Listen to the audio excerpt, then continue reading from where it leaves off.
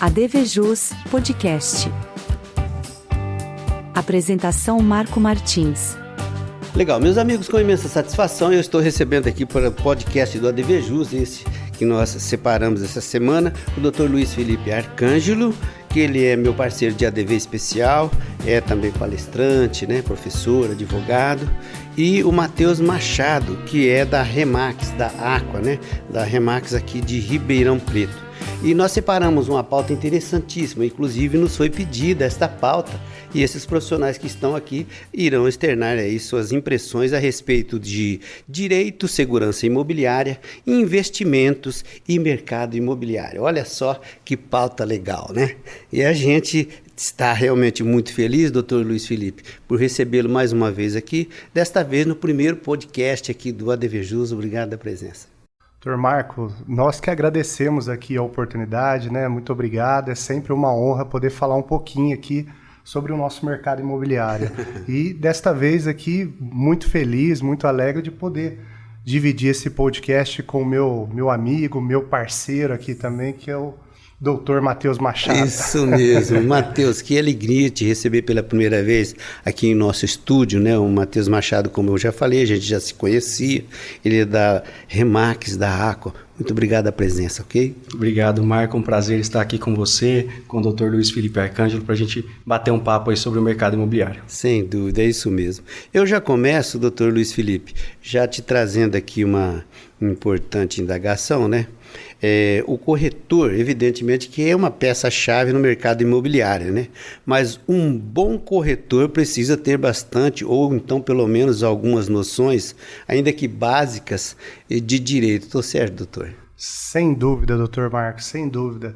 E essa questão é até objeto de alguns treinamentos. Recentemente nós estivemos até na Remax Aqua, na própria Remax Aqua, que nós hoje respondemos pelo jurídico, com muita honra também, e fazendo um treinamento com os corretores para demonstrar para eles que o corretor de imóveis ele não só vende o imóvel, né? Ele não é um mero vendedor. Ele tem uma responsabilidade muito grande naquela transação. E essa responsabilidade vem do Código Civil, vem do Código de Defesa do Consumidor, vem do Código de Ética. Então, o corretor ele dá segurança ao negócio. E como ele faz isso? Através das certidões negativas, da matrícula, de todas as informações que são relevantes ao negócio. Então veja a importância da capacitação do corretor, né? Para que ele traga, logicamente, ali para aquelas pessoas que estão adquirindo um imóvel, a alegria, né? Que não tenha nenhum problema no futuro. Então é isso que o corretor deve fazer no momento da intermediação. Além de passar credibilidade, né, doutor? Com certeza, é isso com mesmo. certeza. Matheus, é evidente que a inovação, né, é o caminho a ser percorrido para o sucesso de qualquer negócio, isso a gente fala aí sempre, né? A Remax, né, que você representa, navega nesse propósito, é isso mesmo? É assim? Perfeito, Marco. Realmente a Remax é a inovação do mercado imobiliário. Remax nasceu nos Estados Unidos há 51 anos, em Denver, e se espalhou ao redor do mundo, hoje estando presente em mais de 115 países. No Brasil, estamos presentes em todos os estados brasileiros. Só em Ribeirão Preto temos 15 agências, 15 imobiliárias da Remax e uma força de vendas de 300 corretores. E eu acredito que alguns dos motivos, né, desse sucesso é justamente por essa inovação, né? Então entregamos um trabalho muito diferenciado, exclusivo ao proprietário do imóvel. Então a gente tem essa parte do cliente que realmente é muito bem tratada, com muita expertise, com vários diferenciais, e também a parte do corretor de imóveis, como o Dr. Luiz Felipe muito bem colocou. Hoje realmente é um corretor que busca o treinamento, que busca o aprimoramento e faz da profissão de corretor de imóveis realmente um plano de carreira, né? Aquela pessoa que hoje se torna corretor aos 18 anos e vai navegar como corretor de imóveis ao decorrer da carreira profissional dela. Demais. E aqui no Brasil já há quantos anos? Aqui no Brasil já está há mais de 10 anos. Certo, bastante tempo. Vai sedimentando devagarinho, né? Doutor Arcângelo, é evidente que qualquer transação imobiliária necessita, sim, de uma documentação em ordem, é evidente, né? Quem que quer negociar aí a documentação não está em ordem. Mas existem algumas situações em que, às vezes, tem algum mosquito, vamos dizer assim, entre aspas, ali, né? Eu quero saber se tem possibilidade de algum documento ele ser providenciado posteriormente ou durante a execução da negociação, ou quando não está tudo certo é melhor suspender? É uma boa pergunta também, né? A gente costuma falar, né, porque no primeiro momento o corretor de imóveis ele está na rua, né? E daí ali na rua, através de um e-mail, né, a famosa formalização daquela proposta, né? Primeiro a aproximação das partes, depois a formalização da proposta. E nesse momento, antes da execução do compromisso de compra e venda ou da escritura, é a hora que o corretor de imóveis, a imobiliária, né, que o corretor de imóveis trabalha, deve emitir todas as certidões negativas, matrícula do imóvel. Então, até para que ninguém perda tempo, né? Sim. Então, nós costumamos falar, inclusive, dentro desse trabalho, hoje nós trouxemos o Matheus aqui, que é proprietário de uma das Remax, e uma questão muito interessante que as Remax trabalham é com a gestão com exclusividade, que eu acho que o Matheus vai falar um pouquinho aqui para nós. E no momento já da assinatura da gestão, se o corretor, e isso é um procedimento, já tirar todas as certidões, ele já vai saber o que ele está vendendo. Então daí ele vai trabalhar aquele imóvel, na hora que aparecer o comprador, ele já sabe que as certidões negativas já foram tiradas, a matrícula já foi tirada. E isso é uma questão interessante para que as imobiliárias tradicionais também tragam para o dia a dia delas.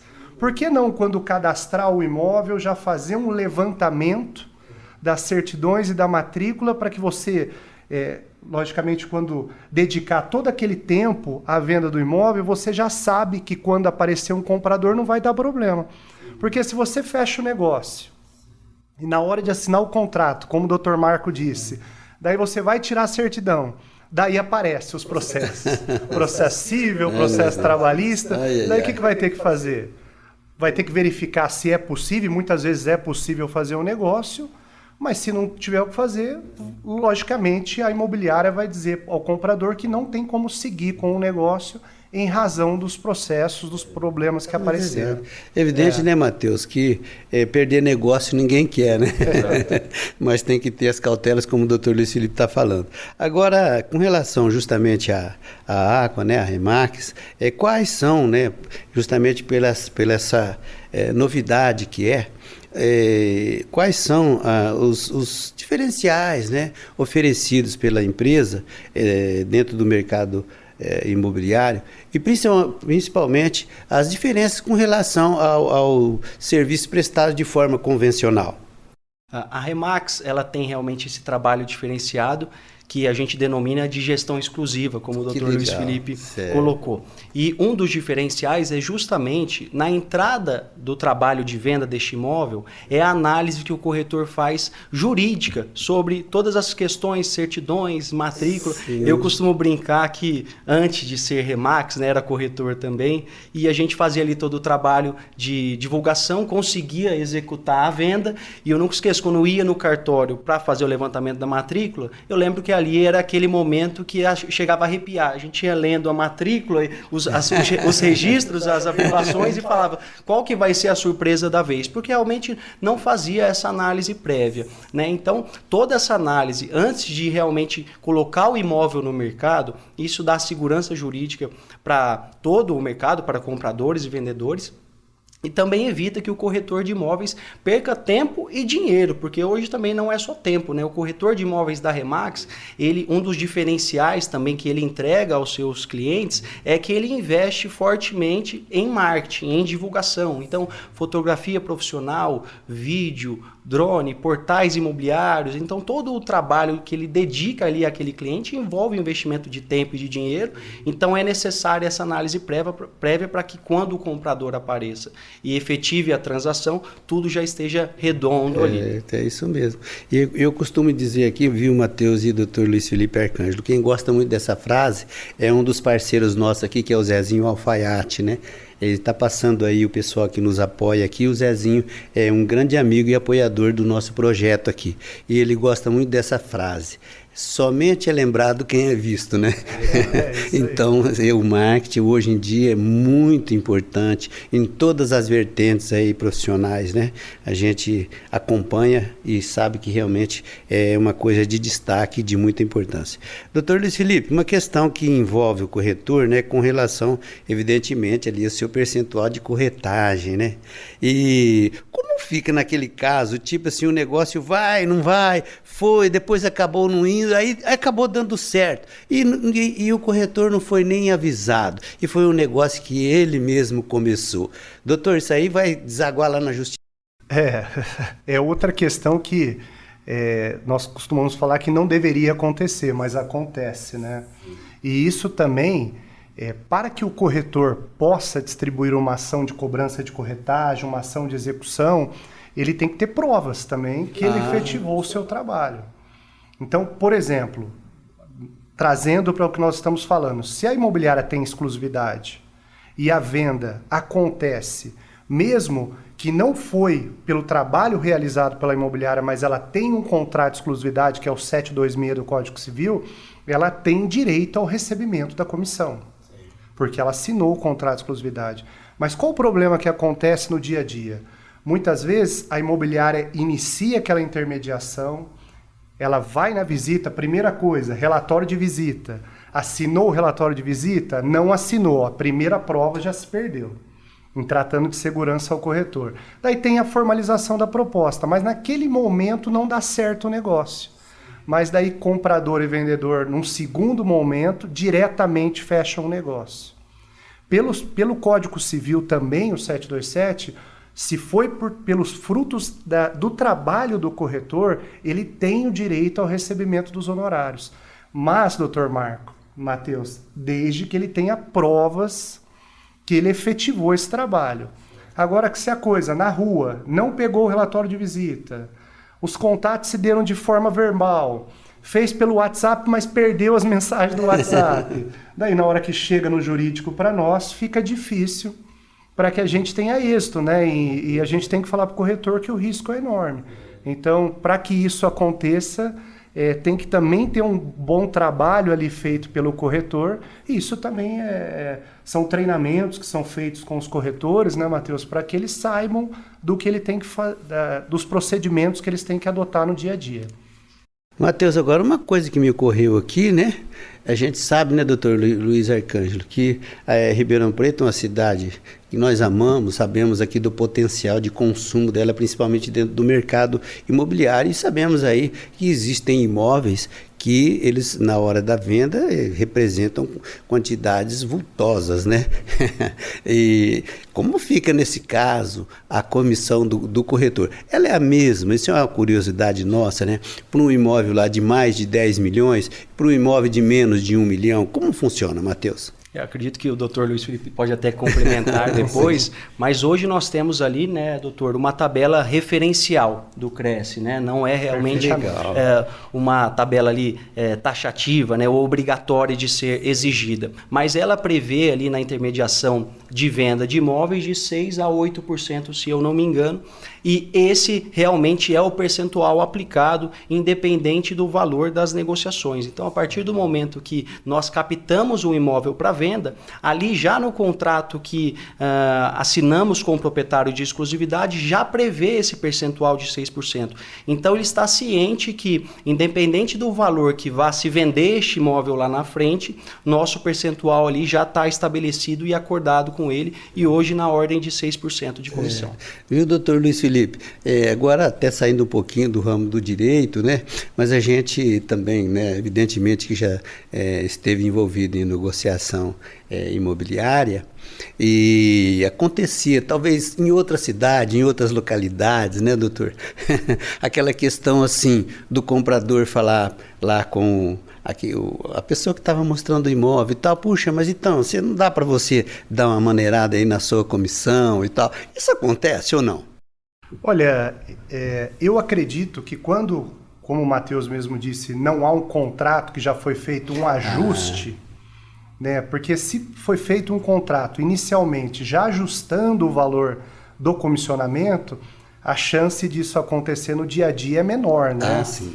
E eu quero acreditar que as imobiliárias, que são aquelas imobiliárias que se dedicam, investem muito em propaganda e tudo mais, elas trabalham dentro dos 6%, que na verdade em Ribeirão Preto, lógico, tem a tabela do Cresce que é referencial, como o Matheus disse, mas Ribeirão Preto é uma cidade que trabalha dentro dos 6%. Sério? Eu sei que em outras localizações trabalham um pouco mais, e pode ter outras que trabalham um pouco menos, mas Ribeirão Preto, pelo menos as imobiliárias que se dedicam ali, né, que trabalham, que fazem propaganda, trabalham dentro dos 6%. E essa regulamentação do Cresce também dá a força necessária para que esse tipo de coisa não aconteça, né, Matheus? Perfeito, doutor Marco. Até para complementar um pouco o doutor Luiz Felipe, realmente essa palavra que ele colocou, dedicação, a minha visão é um grande diferencial para que o proprietário realmente não discuta ali o percentual de 6%.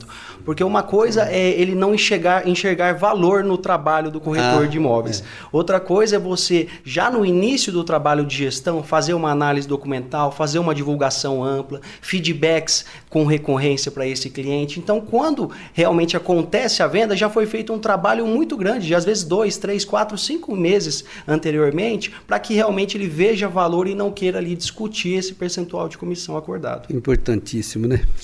Meus amigos, vocês estão comigo aqui no podcast do ADVJus. Eu costumo dizer que é o number one, ok? Mas eu quero fazer um parênteses para agradecer, né, a presença dos meus convidados aqui hoje e também aos colaboradores que nos apoiam aqui nesse projeto tão bacana que a gente vem trazendo aí com a maior satisfação.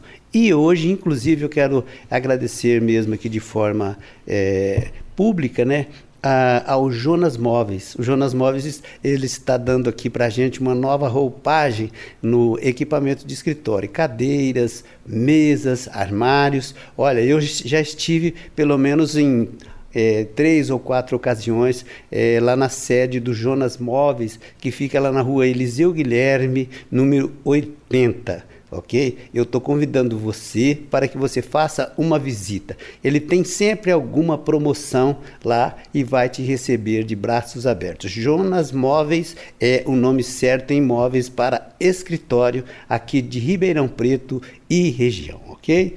Dado o recado, a gente continua aqui com o nosso podcast do ADVJus. Matheus, agora eu quero mudar um pouquinho só a nossa abordagem, né? Se a gente pensar em mercado imobiliário, a gente já tem a tradução aí de investimento, né? O que você pode externar, inclusive, do mercado imobiliário, que eu sei também que você tem esse know-how, para o mercado imobiliário até fora do Brasil. Você acha que é crescente, assim, que realmente o Brasil ele está numa posição de vantagem, nós não devemos nada para ninguém? Pode ser em comparação, por exemplo, lá com a América. Perfeito. Doutor Marco, eu acredito que o investimento imobiliário, a gente tem até essa frase, nós que trabalhamos na área, né, de quem tem terra não erra, ou até tijolo é moeda forte, né? Então eu sou um pouco suspeito, porque vim de uma família, desde o meu avô, meu pai, que construiu realmente a nossa vida ao redor do tijolo, ao redor do imóvel. Né? E a gente observa realmente que o Brasil é um investimento que você, às vezes no médio, no longo prazo, vai ter realmente um retorno muito grande. Observamos aí principalmente nos últimos, vamos colocar nos últimos 4 anos, né? Quem é de Ribeirão Preto ou até a nível nacional vai ter evidenciado a crescente de preços, né? Então, por exemplo, vamos dar um exemplo de um terreno que a gente compraria aqui em Ribeirão Preto em um condomínio determinado a R$200 mil em 2020 e 2021, 51, hoje é um terreno que pelo menos vale R$650 mil. Então, mais do que triplicou aí o valor deste terreno. Então, realmente, se comparado aí a nível nacional e internacional, o investimento no mercado imobiliário no Brasil faz muito sentido. E gostei muito do slogan, quem tem terra não erra. Muito bom, gostei, doutor. Doutor Luiz Felipe, agora uma questão, né? O pessoal soube que o senhor estaria hoje aqui comigo, evidentemente que esse é um assunto aí bem palpitante, o pessoal quer sempre saber, né? O inquilino já está há 2 meses inadimplente, e isso é terrível. Solicitei amigável a desocupação, mas não foi possível. A partir de que momento eu posso pedir o despejo? Resposta do Dr. Luiz Felipe. É uma dúvida comum de locadores, de proprietários de imóveis, quanto tempo que eles têm que esperarem, né? Esperar para poder ingressar com a ação de despejo. A partir do primeiro mês, 1 mês devendo de aluguel ao locatário, o locador já pode distribuir a ação de despejo. Não tem que esperar 2 ou 3 meses. Não tem necessidade. É que muitas vezes, até por uma questão de negociação e de morosidade do judiciário, logicamente avança para 2 ou 3 meses de aluguel em atraso para distribuir o processo em razão de tentar resolver extrajudicialmente, né, sem o processo. Inclusive não precisa nem ser o aluguel. O fato de o condomínio estar atrasado, o locador já pode ingressar com uma ação de despejo por inadimplência das obrigações acessórias também. Não tem que estar o aluguel em atraso também. Então, 1 mês basta. Agora, com relação a prazo também, se tiver garantia, vai ser um despejo muito mais demorado, né? Sim. Agora, não tendo nenhum tipo de garantia, cabe eliminar. Certo. Daí costuma ser mais rápido o despejo quando não tem garantia. Certo. Tá? Quando não tem a garantia, no caso que o doutor Luiz Felipe está se reportando, é no caso justamente ou de um fiador, né, doutor? Exato. Ou então de uma calção, um seguro de capitalização. Alguma dessas. E qual, Matheus, você reporta, né, da garantia mais usual hoje? Todas elas são garantia, no próprio nome está falando, né? Mas hoje, assim, bem lá mais para trás, usava-se apenas a figura do fiador, né? Mas hoje o mercado mudou, né? Sim. Antes, a gente teve até um treinamento recentemente com o Dr. Luiz Felipe sobre isso, né? Então, havia muito, realmente, essa questão do fiador, dessa confiança num terceiro, num patrimônio de um terceiro, mas acredito que o mercado evoluiu muito por as problemáticas que isso traz, né, para essa pessoa que realmente ali está garantindo aquela questão. Então, acredito que hoje, né, doutor, talvez possa até falar melhor que eu, que atuo até mais na locação, o seguro fiança talvez seja ali também uma garantia locatícia hoje muito mais utilizada que o próprio fiador e a calção. Perfeitamente. Hoje tem locações através do cartão de crédito. Facilidade. Então são tudo para que não haja a figura do fiador, né? Porque o fiador hoje cada vez mais não quer mais ser o fiador dos contratos de locação, né? Porque mesmo que ele tenha um único imóvel, ele perde esse imóvel, mesmo que seja o bem de família dele, né? Mudou, né? Então é aquela questão que o pessoal costuma falar, né? Quando uma pessoa perde para você ser o fiador dela, você tem duas soluções naquele momento, né? Se você falar não, você perde um amigo. Se você falar sim, você perde um amigo e perde dinheiro. Então é melhor não. Né? É melhor não. E está na Bíblia, inclusive. Né? Tem uma passagem, Sim. Um versículo da Bíblia que fala: não sejas fiador se você não tem condições de arcar com aquilo. Você vê que, inclusive, já é uma sabedoria antiga, né? Para que não. Então, a resposta é melhor não, né, Matheus? Doutor Luiz Felipe, mesmo nessa seara que nós estamos navegando aí, justamente a respeito de inquilino e tal, né? O que se sucede quando o inquilino ele não quer ou ele não pode comprar o imóvel, mas o dono do imóvel, que é o locador no caso, ele já resolveu que aquele imóvel vai ser vendido, né? Quais cautelas devem ser adotadas no caso do inquilino não ser o potencial comprador? Isso até no nosso dia a dia da emissão dos nossos compromissos de compra e venda, né, Matheus? É muito importante que fique claro, por exemplo, o imóvel está alugado, a orientação que sempre é dada às imobiliárias dos corretores, tem que avisar o jurídico que aquele imóvel está alugado, inclusive com o encaminhamento do contrato de locação, o envio do contrato de locação que a gente consta, inclusive, no compromisso de compra e venda. Por quê?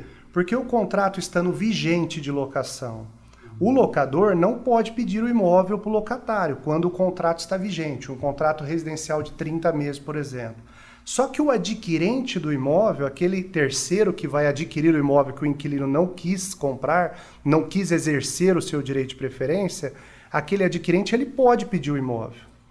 Só que quando que ele poderá pedir o imóvel? Quando registrar a matrícula no nome dele, a escritura ou o contrato no nome dele, daí ele tem que denunciar a locação e avisar para o locatário sair em 90 dias. Então, nos compromissos de compra e venda, o que a gente costuma constar? Que o imóvel está alugado e quem vai ter, de acordo com o artigo 8º da Lei do Inquilinato, denunciar a locação e pedir o imóvel é o comprador do imóvel. E não o vendedor que vai poder dar a posse em tantos dias, porque o vendedor não tem esse direito de tirar o locatário do imóvel. Certo. Então veja que tem que ficar muito claro que o comprador tem a ciência da locação e ele que terá que tomar as providências para tirar o inquilino do imóvel. E um cuidado que tem que ser tomado é verificar se na matrícula do imóvel não há o registro do contrato de locação com cláusula de vigência. Porque se houver, esse adquirente tem que respeitar o contrato de locação até o término. Então tem algumas questões bem pontuais ali da lei que tem que ser muito bem observadas para que não gere processos judiciais, como nós já pegamos, de vendedores que assumiram no compromisso de compra e venda que dariam a posse em 30 dias, só que o imóvel estava alugado e o inquilino não saiu. Daí virou um processo do comprador cobrando multa do vendedor. Então isso tem que ficar muito claro e é um dever da imobiliária. Todo cuidado é pouco, né? Essa informação é muito relevante, né? Principalmente porque a posse é uma questão muito delicada na intermediação, principalmente a gente como corretor ali, porque o comprador está pagando e na ansiedade de entrar, e o vendedor ali realmente tendo que receber aquele dinheiro para comprar um outro imóvel, preparar a mudança. Então, muitas das vezes, realmente foi, por isso que é muito importante termos um jurídico que dá todo esse respaldo para nós, né? Deixar muito claro isso, acho que é uma informação muito válida de se difundir, deixar claro no contrato que o vendedor não pode assumir essa responsabilidade, porque num contrato normal, realmente mesmo envolvendo a locação, as partes ali de repente colocam um prazo de 30, 60, 90 dias, o que não pode acontecer. Doutor Luiz Felipe, super relevante. Muito. Doutor, é aquela figura jurídica, né? É muito diferente. Posse de domínio, né? São duas coisas diferentes, né? Que as falando de posse, o pessoal costuma falar muito no mercado da posse precária. E a gente costuma falar que essa figura não é o que o pessoal imagina no dia a dia, né? Porque falar o vendedor está dando a posse precária ao comprador. Não é posse, ele está dando a posse, não tem posse precária. Ele vai dar posse, que também é objeto de muita discussão nossa, né? No nosso dia a dia, né? Verdade. Olha só que coisa chique aqui, essa questão nos foi colocada através de uma pesquisa feita, viu, Matheus? A Remax é uma franquia imobiliária e em uma breve pesquisa, né, que foi feita, olha só, o Matheus é broker owner da Remax, olha só, exato. Corretor proprietário.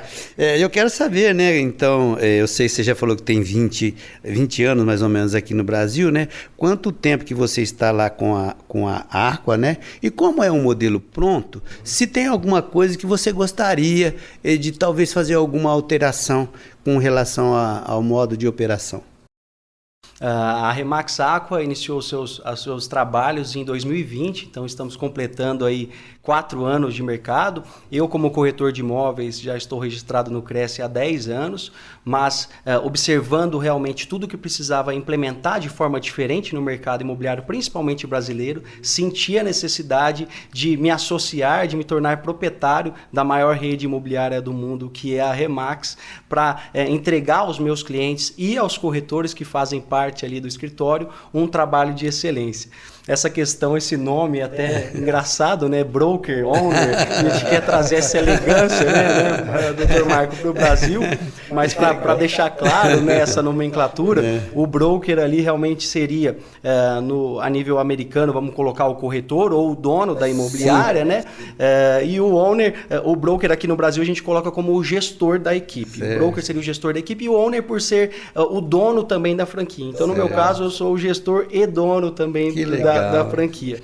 E com relação ao modus operandi da Remax, a gente até costuma brincar dentro da Remax que realmente, por ser uma franquia que está no mercado há 50 anos e em mais de 115 países, tudo ali já foi testado. Né? No Brasil, na Argentina, nos Estados Unidos, no Canadá, em Portugal. Então, hoje, todo o modelo de negócios que é nos apresentado é o modelo a ser seguido, é o modelo mais assertivo de negócios. Que bom, né? É isso mesmo. E eu quero destacar aqui que o broker owner da Arcângelo Imóveis é o Reinaldo. É isso? Para quem a gente quer mandar um fraterno abraço. Estou certo, doutor? Sim, é isso aí. Doutor Arcângelo, agora no caso, né, por exemplo, aquela pessoa que prefere, evidentemente isso aqui é uma pergunta de caução, né? Aqueles 3 meses depositados antecipadamente, não havendo nenhuma eventual despesa durante o desenrolar ali do contrato, né? E não ficando nenhum débito no final, o que acontece com esses 3 meses que foram depositados de uma maneira prévia, antecipadamente? Qual que é o procedimento?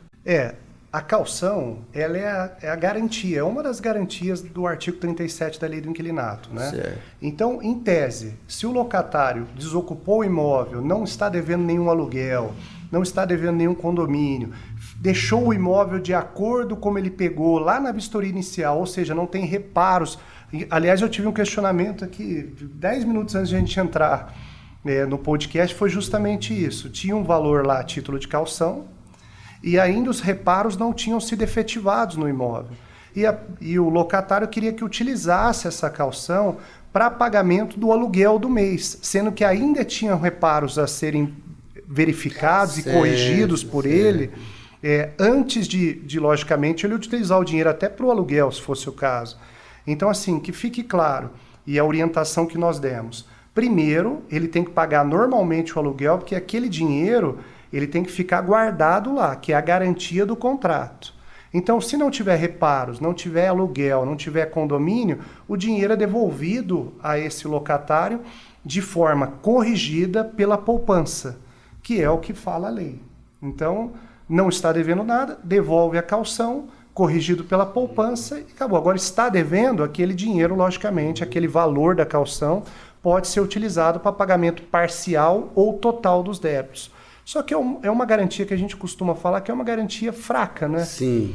Por quê? Porque muitas vezes a pessoa fica devendo aluguel, ainda tem reparos no imóvel que muitas vezes fica no fim da locação e só 3 meses, então é uma garantia fraca e pouco utilizada, ou pelo menos pouco oferecida, pelo menos pelos meus clientes que são imobiliárias, né? A gente costuma falar para trabalhar com outras garantias que garantem até 30 vezes o valor do aluguel, que são muito mais efetivas do que a caução em dinheiro, a caução em espécie. É isso mesmo. E olha, se você quer efetivamente se vestir bem, você deve procurar o Espaço Homo do Zezinho Alfaiate, ali da rua Eliseu Guilherme 681. Não é todo mundo que nos apoia que está situado lá na rua Eliseu Guilherme, tá? Mas o Zezinho Alfaiate, assim como o Jonas Móveis, também estão lá na rua Eliseu Guilherme. O Zezinho Alfaiate, rua Eliseu Guilherme 681, Jonas Móveis, um pouquinho mais lá para frente, Eliseu Guilherme número 80. A gente faz aqui esse parênteses, essa sublinhadinha, porque realmente é muito importante o nosso apoio aqui para o nosso projeto. Muito obrigado a ambos, ok? É isso aí. Agora nós damos sequência aqui, nós vamos fazer mais um questionamento para o Matheus, né? Que ele é da Remax, da Aqua, e ele veio aqui atendendo ao nosso convite. Matheus, segurança negocial é importante para todos, né? Como você vê a necessidade de uma assessoria jurídica especializada dentro do ramo imobiliário? Eu acho que ficou mais que claro essa necessidade, não é isso? Doutor Marco, é de suma importância. Eu estou até brincando recentemente com os corretores na imobiliária, dizendo que o mais fácil hoje é vender o imóvel. Porque, não sei se talvez alguma questão aí política, econômica, mas a gente observa muitos realmente apontamentos. praticamente quase todas as vendas ali tem questões jurídicas a serem analisadas e solucionadas. Então, vender imóvel ficou mais fácil. E por isso, realmente, que se tornou de tamanha importância esse respaldo, né? Ter ali um escritório especializado em direito imobiliário que te dê esse suporte para que depois que você venda, ou durante, ou até antes mesmo, como é o nosso trabalho da intermediação, você consiga analisar todas as questões jurídicas. Então, é uma honra para mim e é uma segurança e uma tranquilidade de poder realmente colocar a cabeça no travesseiro e saber que o Dr. Luiz Felipe Arcângelo, junto com toda a equipe dele, é o escritório que representa hoje a Remax Aqua, porque eles são minuciosos, vão sempre no detalhe. Até um exemplo que eu citei recentemente num treinamento que o doutor nos deu, mas eu cito porque às vezes pode parecer que essa análise não é tão minuciosa, mas nós tivemos uma venda em que o comprador colocou um carro, um veículo na negociação.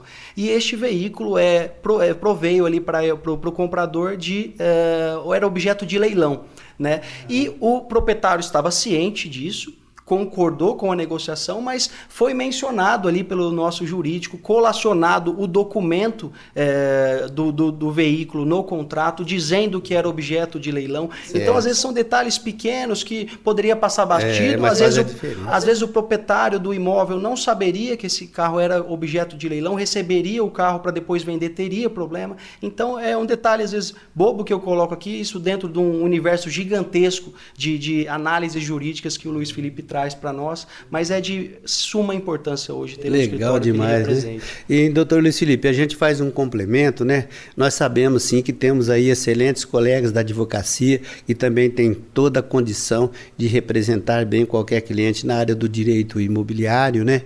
Mas também nós precisamos lembrar que ele precisa ter um engajamento, ele precisa ter um conhecimento realmente específico, tem que ter um respeito às normas elencadas lá dentro do próprio CRES, respeitar essa escalada, né, de leis, de regulamento que envolve o direito imobiliário. Porque só falar que é especialista, né, doutor, também não vai adiantar muito, não é isso?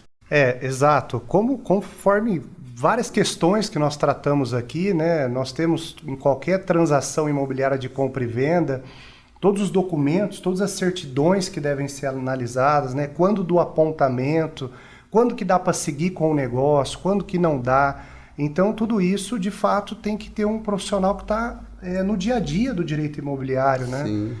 Para poder se cercar de todos os cuidados. A lei do inquilinato, nós vimos aqui quantas questões, é uma lei tão extensa, E às vezes, como o Matheus bem disse aqui, e eu também tenho muita honra de ser o advogado da Remax Aqua, né? O Matheus sabe disso, mas como o Matheus bem pontuou, às vezes são umas questões que a gente coloca ali num compromisso de compra e venda, né? Que inclui no contrato, um relatório de due diligence que é efetivado ali, que é realizado, que o comprador recebe esse relatório, né?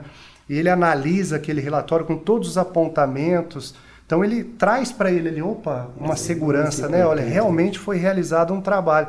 Tanto que muitas vezes ele vende um imóvel que ele vê ali uma certa burocracia, mas depois quando ele quer comprar, ele procura a mesma imobiliária que falou, eles exigiram tudo aquilo de mim, agora eu quero comprar com todos aqueles cuidados que foram dados, né? Então isso é muito importante. E nós temos... deixando sempre muito claro, ótimos advogados na nossa comarca, né? Legal demais. Isso é muito bom. Muito bom, né? Muito bom. É isso mesmo. Nós estamos quase chegando no finalzinho do nosso podcast de hoje e eu quero ainda fazer aqui um último adendo, né? Um último parênteses, para convidar você a vir participar do podcast aqui do ADV Jus. Procure a Top Marketing Publicidade. Os canais estão aí, né? É facinho. É só você entrar em contato, né?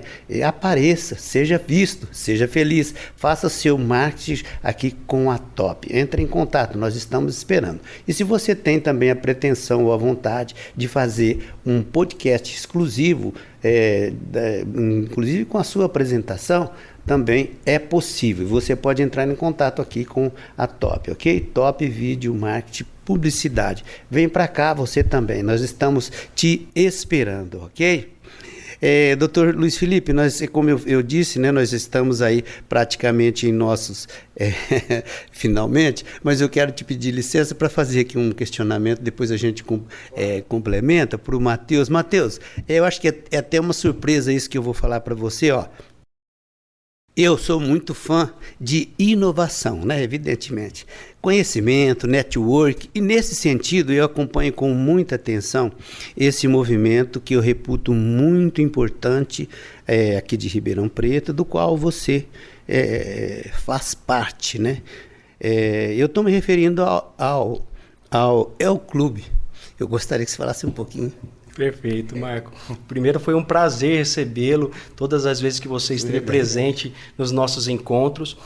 Realmente, no nosso mercado imobiliário, o networking, eu acredito que seja o ouro ali do corretor de imóveis, né? Ele precisa se relacionar no dia a dia dele, na academia, no esporte, no beach tênis, nos ambientes profissionais. Então, a gente sentiu essa necessidade de ter um encontro marcado ali com uma frequência de a cada 2 meses, 3 meses, para reunir profissionais de diversas áreas, para que realmente eles trocassem ideias, se aproximassem e ali gerassem negócios. Então, o Will Club foi essa ideia, junto com os meus sócios lá, o Dedé Oliveira, o Givan e o Wendel, para que a gente trouxesse um pouco mais dessa proximidade de diversos mercados. E é uma honra, é sempre um prazer participar, fazer esses eventos e receber personalidades aí como você. E nós estamos esperando você, o Givan, né, o Dedé, o Wendel já esteve aqui a semana passada, né, para a gente fazer aí um podcast voltado aí para o Eu Clube. Afinal, né, doutor Luiz Felipe, o network é uma coisa tão importante na vida de todo mundo, não é isso? Sem dúvida. Relacionamento, né, como o Matheus bem disse, né, é indispensável hoje, né? Relacionamento interpessoal é uma grande qualidade das pessoas hoje, né? E sem dúvida, legal, né? E esse trabalho que essa turma aí de amigos faz é muito legal. É verdade. Então, e nesse finalzinho aqui do podcast do ADVJus, né? Nós falamos muito a respeito, evidentemente, do mercado imobiliário e tal, e de corretagem, de corretores. E eu quero mandar um abraço especial para uma pessoa corretora, né, lá da Aqua, né, que é a Maria Cláudia, uma pessoa bacana, uma corretora competente, nossa amiga. A gente deseja bastante sucesso e sorte para ela lá na empreitada junto com a Remax, com a Aqua. Quero agradecer a ambos, viu, doutor Luiz Felipe? Muito obrigado da presença, muito obrigado da sugestão, muito obrigado da pauta, viu, Matheus? Eu fiquei imensamente feliz com a participação de vocês dois aqui. Nós que agradecemos, doutor Marco. É sempre uma alegria, né, poder esse bate-papo tão legal e tão produtivo, né? Tantos temas que nós trouxemos aqui. Tenho certeza que a gente vai poder levar pelo menos um pouquinho de conhecimento para as pessoas que assistirem esse podcast. E foi muito legal. Sempre é muito bom participar com a sua condução. E foi uma alegria dividir esse podcast com o meu amigo e parceiro aqui, o Matheus. Foi bom demais, né, Matheus? Muito obrigado, doutor Marco. Uma honra. Obrigado, foi um prazer estar aqui com vocês. Realmente muito interessante esse nosso bate-papo. Legal demais. E vai ficar disponibilizado o nosso podcast, né, lá no youtube.com/advjusnet, também no nosso site, né, www.advjus.net. Eu espero que você realmente aí se delicie com as novidades do mercado imobiliário. E a nossa pauta de hoje, como você já conferiu, é direito, segurança imobiliária, investimentos e mercado imobiliário. Obrigado mesmo da sua preferência, da sua audiência. Nós voltaremos breve com um novo podcast, ok? Eu espero você. Boa sorte. Com os trabalhos técnicos de William Silva e Nilmar Martins. Apresentação Marco Martins. Muito obrigado pela sua audiência.